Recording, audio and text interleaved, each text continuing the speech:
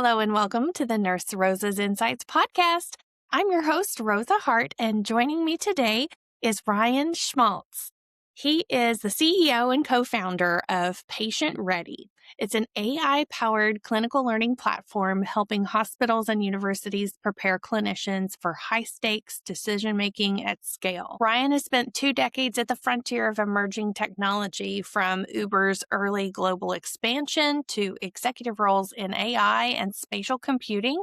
And now he's focused on healthcare's most urgent challenge, the global clinical workforce shortage. He believes the future of healthcare belongs to the systems that prepare people best.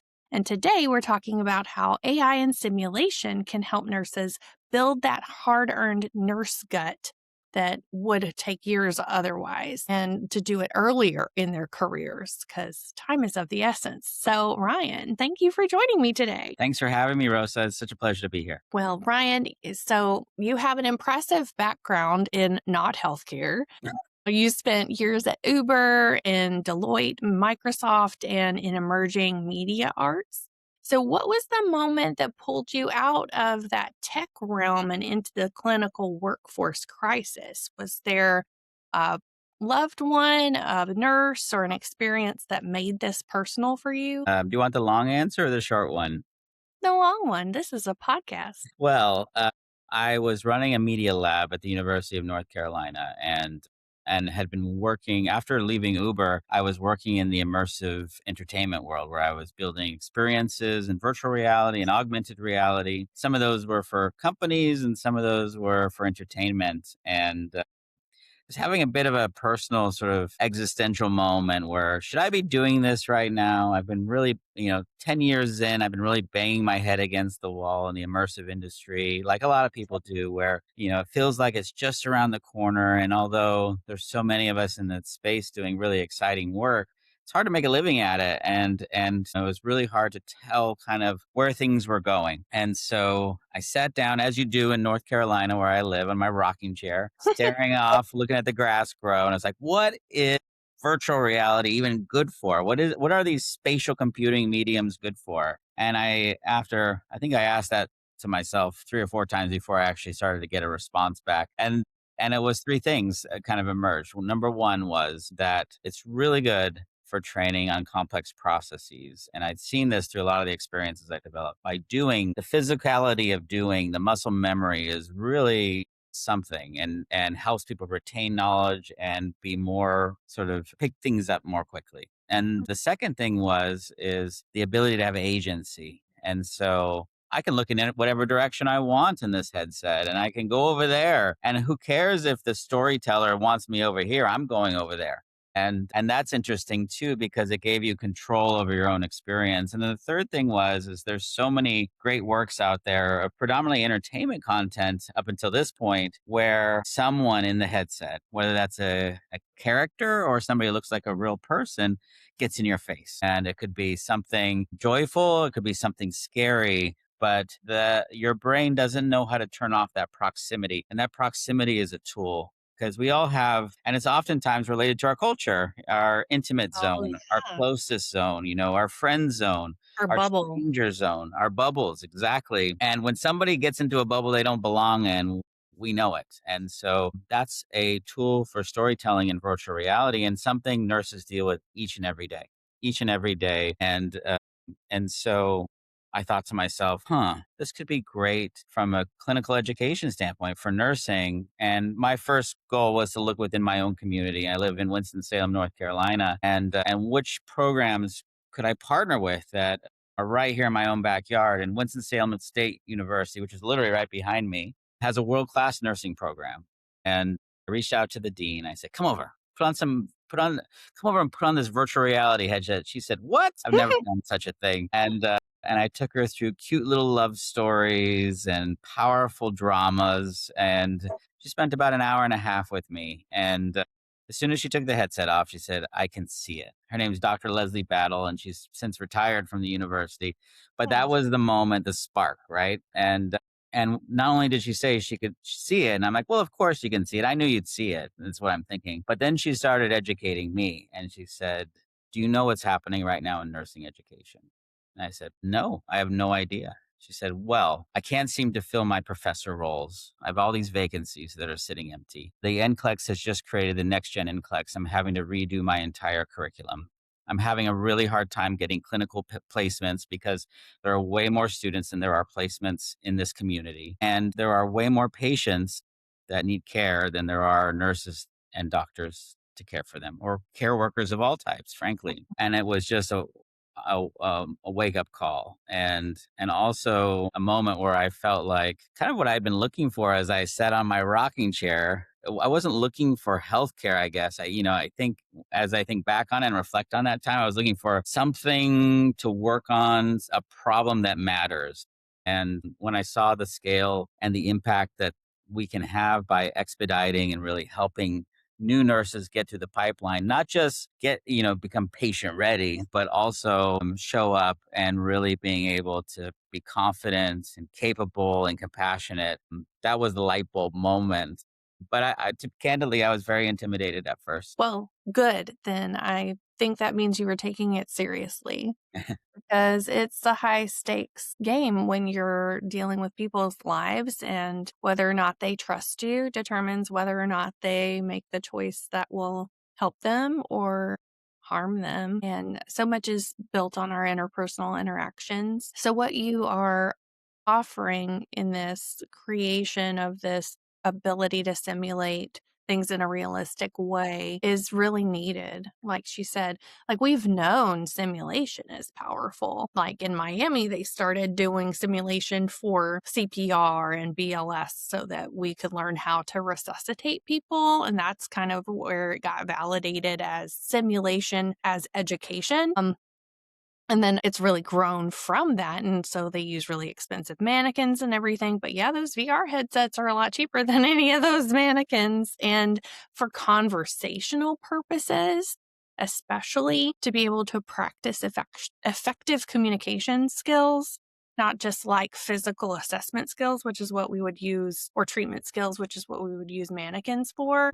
That's so incredibly needed. So, Yeah, we didn't set out to start a company either. We set out to build simulations for Winston-Salem State University School of Health Sciences. And then we started going to conferences to show our work. We were very proud of it and we thought it was really cool. And who is we if not your company? well, at this time, we were two universities partnering together, UNC School of the Okay, Arts, Winston-Salem State University. So it was a ragtag group of three gotcha. amazing nursing faculty. And when I say ragtag, I'm referring to myself as sort of the odd duck tagging along in there. And so, but we did what I like to call peanut butter and chocolate. We brought together storytelling and robust clinical education. And those are two things that don't often coexist together, but every patient has a story.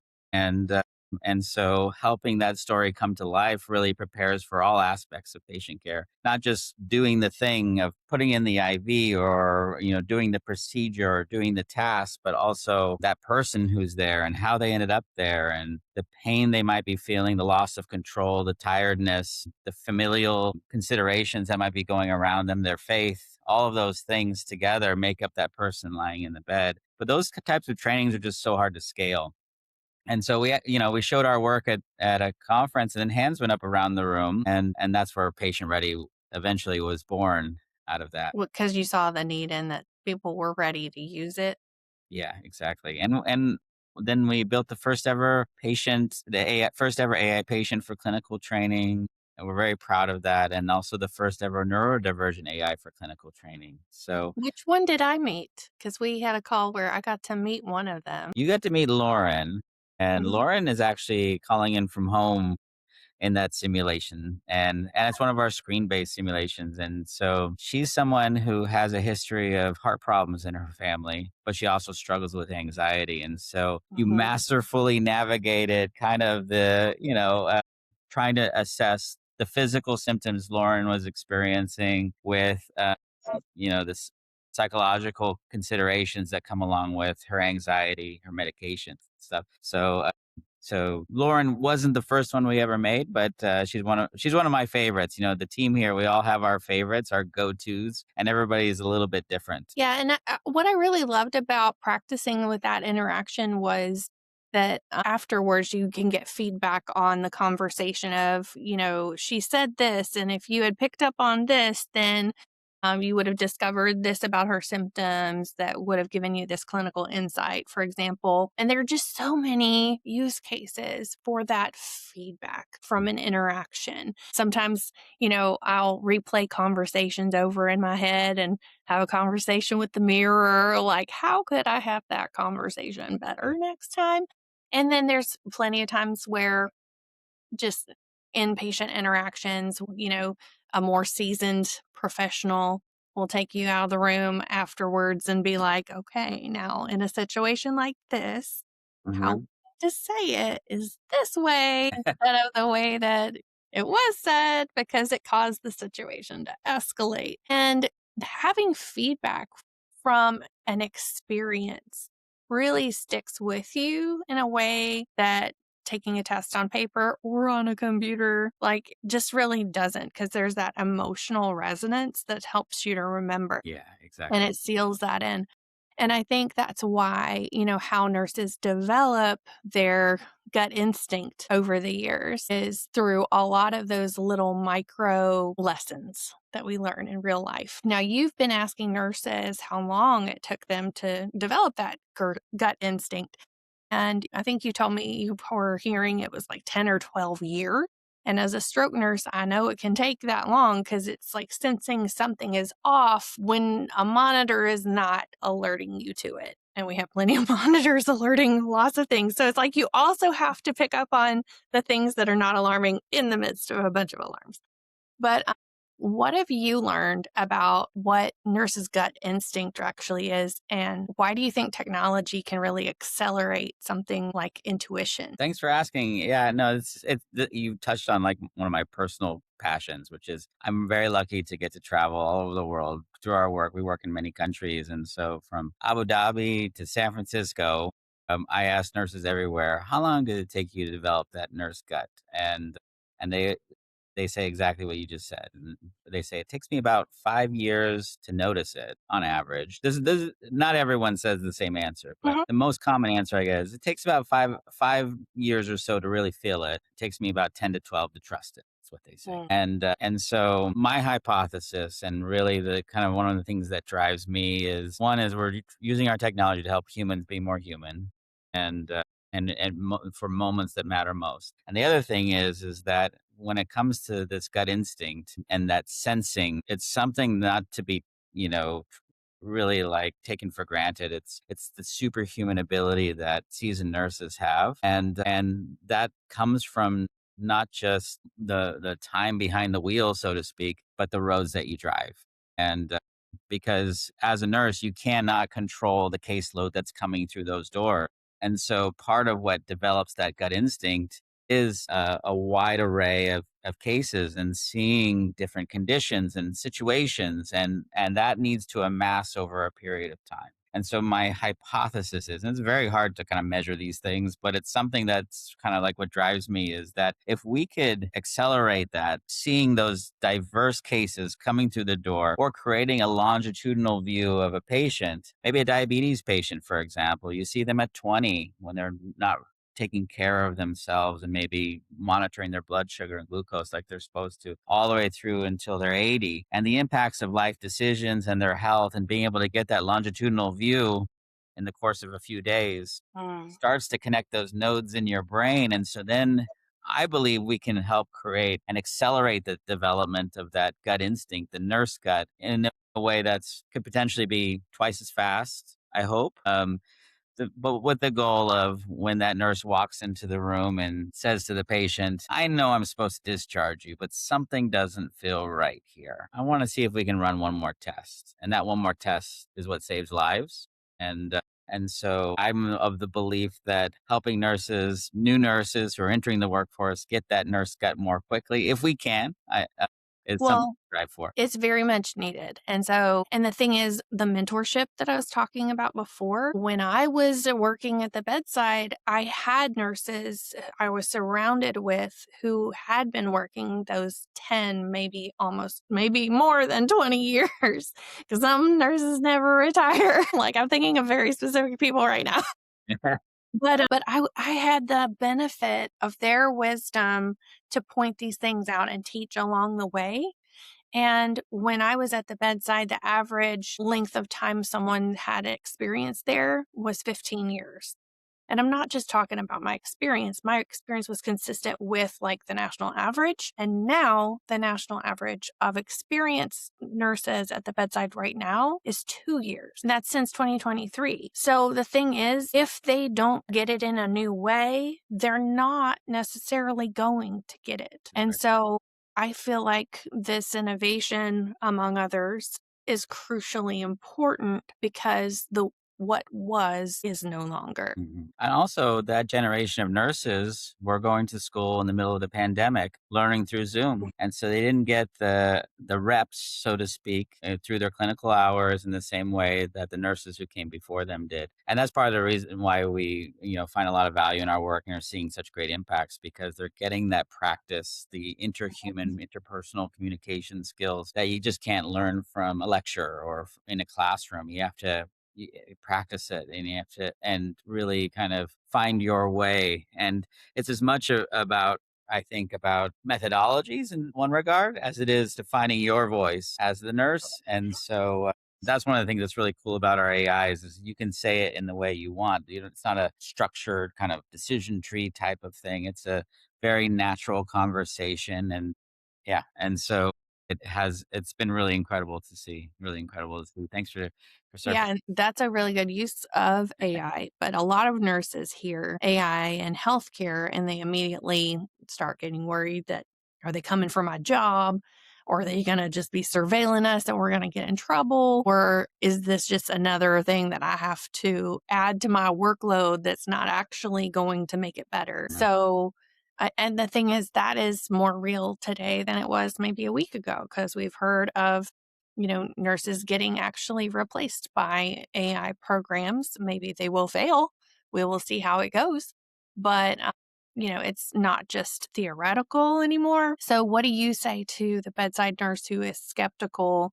And how is PatientReady designed as a company to give time and confidence back rather than take away from the nurses? Well, we're focused on training nurses and helping people get jobs, not taking jobs away first and foremost as a company. And again, helping people be more human, practicing those human interactions in a scalable way. So, because paying actors to come in is really expensive, or getting, during clinical hours, you could have an incredible learning experience, or it could be pretty quiet that shift. And so it's kind of up for grabs. You don't really know. And this helps make sure you get a lot of experience. But the other thing I love to, I just came from a chief nursing officer summit and I asked all the chief nursing officers there, I said, okay, so AI, these little aliens have crash landed onto Earth and come from their spaceship. They're walking amongst us now and they have no intention of leaving. They're called AI. Are they your friends? Are you worried they're going to bite you? Are you curious about what you could build together? And the answers have been all over the place. But when you talk to nursing leaders, you often hear it comes down to ambient listening using Copilot. I said, and they are working on AI policy for their hospital system. And I said, That's a well, lot further along than they were a year ago, isn't it? it sure is. But when But I tell them, it's like a 2 years ago scenario, isn't it?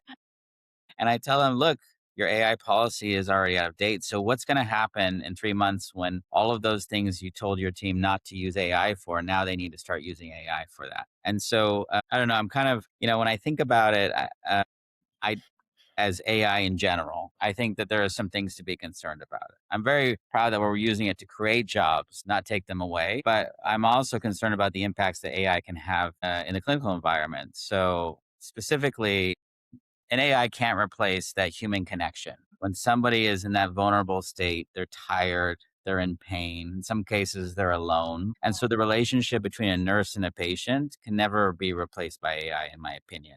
And I hope that that opinion is shared by all. Unless they watched Baymax. Did you watch that? No, Big I Hero haven't seen it. Okay, well, you need to watch Big Hero 6. It's a Disney movie, Pixar or whatever, and it's core to your argument, so I feel like you should know. Okay. He looks like a marshmallow, but you get this emotional attachment to an animated nurse blow up thing. It's very unique. And another thing that I wanted to touch on as you were talking is the fact that, you're designing the tool to teach nurses Yeah. so that they can work in their jobs. You're not taking their jobs. But it's also filling a need in that there were not enough instructors already. So why are there not enough nursing instructors? And are you taking the job of someone who would be teaching a simulation lab? Now, I would say no, because they're already not filling those positions. And my argument would be they're not paying nurses enough to do the job of being an instructor. And so nurses can't afford to take those jobs already. Yeah. So I'm not suggesting that you would be taking their jobs. I think this is an important tool that should be utilized by whatever instructors are still around. But I did feel like that needed to just be said because of how it came up when the development of it, where you were like, we don't have enough instructors to teach them all this. And you're like, you're right, we don't. And also, we're probably not gonna. So before we started this, you were talking about funding for more people to become nurses. And one thing I really want people to understand is that there are about 6 million nurses in the United States right now, including LPNs, and we have enough to work that are licensed. They're just not going to work under conditions that are not conducive to life. Right. And so those conditions have to be improved or new solutions have to be made in order to make it tenable for them to take those jobs and work them. So, And candidly, sorry to jump yeah, go in, ahead. that's one of the things I'm really concerned about the role of AI in the clinical environment. Mhm. Because if AI is starting to take on routine tasks, that actually what you're describing gets worse because that means nurses are really responding to emergencies. So the cognitive load Is in a post heavier. AI world goes up. Yeah. And I mean, this isn't the world of AI that we work in. We're working more on the human side, but it is something we're watching very closely of the impact that this has on workforces because it's really concerning. And we work directly with simulation labs. I mean, Yeah. they're our customers, really. So those are our people. And Mhm. and we love them. And so it's not so much a replacement for them, but it also helps them scale what they do. Or those students, a lot of nursing schools has a very much a sink or swim mentality for the students going through it. And we find this helps with remediation because they're getting the sort of a safe space to learn and fail Right. before they're actually in front of a patient, and so that way they get that confidence sooner, and they get to practice the things that they're reading about or seeing in their lectures. But what we find on the professor side is this is an augmentation, not a replacement by any means, in the same way that a textbook or the mannequin simulations or screen-based simulations has been for more than a decade now. Right. It just kind of takes it to another level of realism, and you can't get the answers off the internet. Sorry, kids. Ooh, how about that? And also, if you're wearing a virtual headset, they're not looking at their phone. Exactly. We have their full attention. How about that? And you probably do. I mean, my son is a teenager and he is always playing these video games that are these scenarios and he's choosing the interaction like it's a multiple choice, right? You choose your path or whatever. And you're choosing, okay, this is how I'm going to speak to respond to this character. And he'll be talking to my husband about it. Like, well, when I had a conversation with so and so, I said this and she said this, and it's a fake person, but he was in it, you know? And Mhm. so, and he was remembering it, right? And had that emotional resonance. So, I mean, I was thinking about that in preparation for this interview because it just goes to show they're already comfortable with that technology in that way, whereas they might be really uncomfortable having a lot of those in-person interactions, like you were saying, because they were in school during COVID. And so their social skills might have been hurt from that. And so it gives them a safe place to practice Mhm. Yeah, in a non-combat situation like a video. exactly. Okay, so walk us through what this looks like in practice. A new grad puts on a headset when they're at their job and when they open a simulation after they're already working as a nurse. What happens next? And what are hospitals and universities actually seeing in terms of time spent and their competency? And does it help with their retention or patient outcomes? Do you have that data at this point? Sure. Yeah, absolutely. So we work with both academic institutions, so like pre-licensure, as well as hospital systems. And so on the academic side, it's really what we find that, and we do both the virtual reality and the screen based, and the virtual reality tends to be an organizational decision because it's part of the sim lab. The students get structured time to go in there, and it's an augmentation of what they're learning in the classroom, or it's a demonstration of what they're learning in the classroom. And then the screen based, sometimes it's integrated in the classroom. You can take it home and it's class specific, whether that's community health or mental health. And so then that's more of an individualized professor decision. And so what happens is in either case is you get a pre-briefing. You learn about your patient. In some cases you review a chart beforehand, and each simulation has a handful of objectives, and those objectives are what you're there to do. And and sometimes it's just as simple as get them to take their medication. In other cases, you're dealing with a preeclampsia patient. You're dealing with family members in the room. You're dealing when faith conflicts with care. So all the things that you would encounter every day in a hospital that you seldom encounter in the classroom or in a Right. university or in very limited doses is all kind of a living, breathing unit in virtual reality, and a kind of a simplified version in the screen base. So then you go through the simulation, and there are objectives that you have to achieve. And sometimes they're provide life-saving care, and other times the bedside rails down. But we try to make it realistic and authentic, and it's based upon the clinical competencies that the students will be eventually tested against when they sit for their NCLEX. And at the end of their simulation, whether it's a screen or in virtual reality, they get an assessment, and that assessment looks at everything down to the competency level. But it's also a time to do some reflection. How did that go? If you could start this all over again, what would you do differently? And we also have an AI debrief where the AI can provide feedback to the student in a conversational way. Now, this is a very controversial feature, and so the universities choose whether they want to toggle that on or not. Some universities are like, yes, this is the feature I've been waiting for. And then other professors will say, how dare you? Do not touch my debrief. And it's because when you think about it, and I think both are valid, because when you think about it, the debrief, what you learn in the textbook, what you learn in the classroom is music theory. The debrief is when the professor gets to play jazz. And that's when they get to bring their lived experience and say, did you notice that? Did you see what happened there? What did you think about that? How did you know what triggered in your mind that you reacted the right way, but no one ever told you to do that?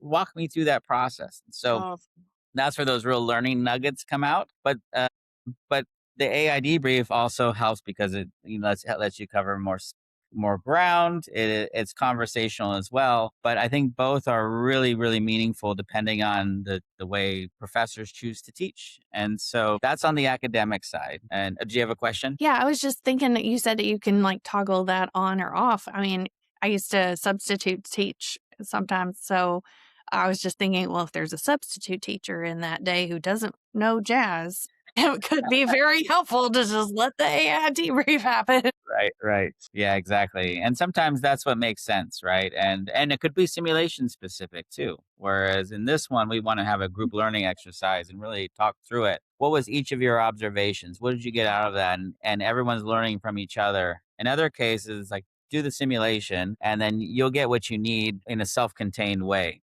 And can individual instructors like design the session, like tell the AI character what to say and everything? Absolutely. Yeah. And Okay, so they can like write their own script essentially. yeah, and so we think of it almost like curation rather than creation. I like to joke with a lot of nursing educators because I always tell them, like, let's talk through what it's like to write a scenario. Everything we've designed has been based on the NLN scenario design worksheet that Dr. Pam Jeffries pioneered all those years ago. And with that, let's start where everyone already is. We're not going to design the cockpit of a Boeing jet with all kinds of buttons and doodads everywhere.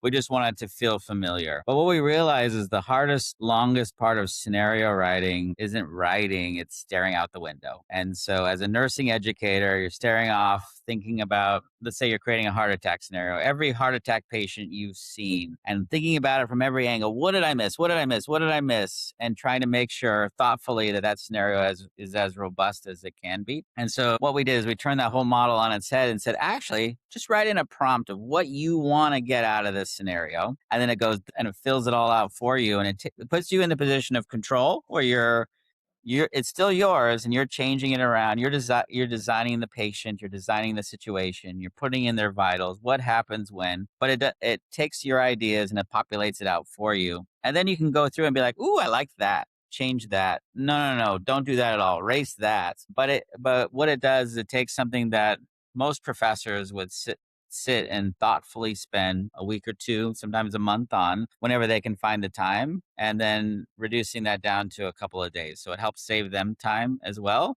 while still 100% being in the driver's seat. That's exactly what I love about LLMs is overcoming writer's block because it can give you like a framework to work through, you know? Yeah. And now at this point, I really need to ask you the $1 billion question because this is what I do here. So, Ryan, if you were given a grant for $1 billion to meet a need you see in healthcare, how would you like to see it used strategically to have the most sustainable impact? Ooh, I've thought about this question for quite a while. I think my answer is a little different than when I first thought of it all that time Yeah. ago Okay. because You're going to surprise me now. w- you know, we're doing some work all over the world with health systems and academia, and nurses really need a raise. That's Sure. not very sustainable, is it? But I think, from a CFO at a hospital system standpoint, it's all too easy to look at the nursing line item and be like, well, if we just shaved off 1%, that's a big 1% compared to this department versus that department. But that's happened way, way too much. And so my knee jerk reaction, without thinking of any implications whatsoever, and what I want in my heart of hearts is to be able to give nurses everywhere a raise, a meaningful one. Are you just trying to tell me what I want to hear? Is that what's happening right now? Like, you don't have to butter me up. You're already here. Well, I could give you like sort of a well thought out, on point, sort of media ready answer, but I thought, no, I'm just going to go from the heart on this, Except and I would, think about how that might be, try to find ways that that could be sustainable. The other thing too is I take a good hard look at what's happening right now. So there's this major shift happening where EMS is encroaching a bit on nursing responsibilities. Nursing is encroaching now and into PA world and NP world, and NPs and PAs are going into physicians. So the well, AI can already prescribe, so who really is encroaching? Yes, yes, and that's what I mean. There's these title shifts happening, but what we're seeing is that it's not necessarily happening in a way that's patient centric. It's happening in a way that is really to make do with shortages, optimize for costs, and so I think there's an opportunity for some systemic improvements across the board in terms of patient centered care, and I would love to dig into that and put that $1 billion to work. Definitely. And if you would like more ideas on how to do that, feel free to listen to all the other episodes of the Nurse Rosa's Insights podcast because we talk about things from direct primary care to prevention and how we can keep from having these chronic illnesses weigh on us and cause disability and things like that. But I think you're right. And I don't know if I don't think you could pay nurses who are dealing with too much abuse at the bedside enough to keep them there when they get hurt and they're unsafe because you're more likely to be harmed and experience an injury at work as a nurse than you are as a construction worker, or you're more likely to be shot, I believe I read, than if you are a police officer. Maybe I Yeah, got it wrong. I and know it's like a workplace injury thing. yeah, and the You know most what could really make a difference as far as like the educators? Nursing educators don't make but a fraction of what nurses working clinically make. And that's a huge part of why there are not enough instructors. So I do think you were onto something.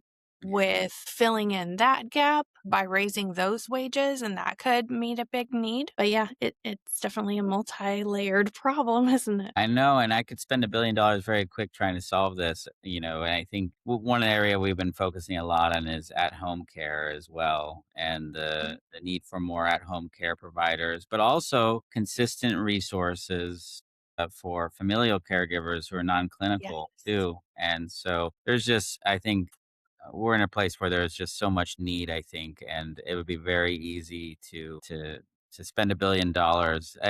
I think my one advice is, can we change it to a trillion, please?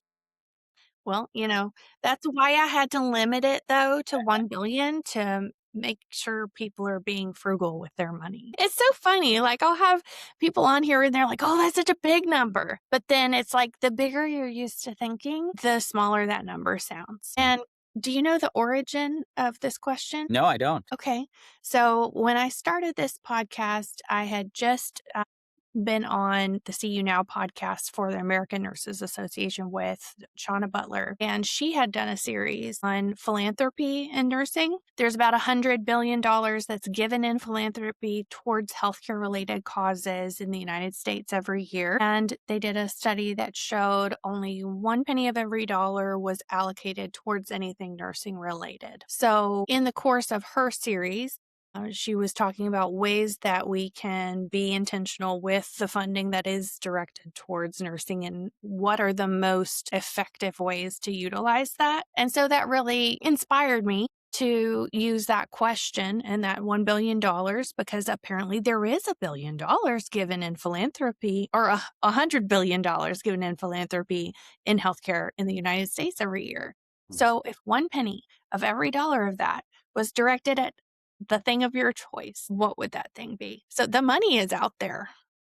It is. You just have to go get it. And what I find consistently across the board in every country I visit, in every hospital system, is deeply passionate people who are trying to bring about positive change, but sometimes it's very difficult because of just the operational lift that is required to get a project off the ground, to carve out time, to take someone off the floor when they're desperately needed on the floor, and just creating a bit of capacity would Yeah. have a meaningful difference in terms of improving that quality of life day in and day out inside the hospital. Exactly. Well, I appreciate what you're building, and I do think it can make a huge difference.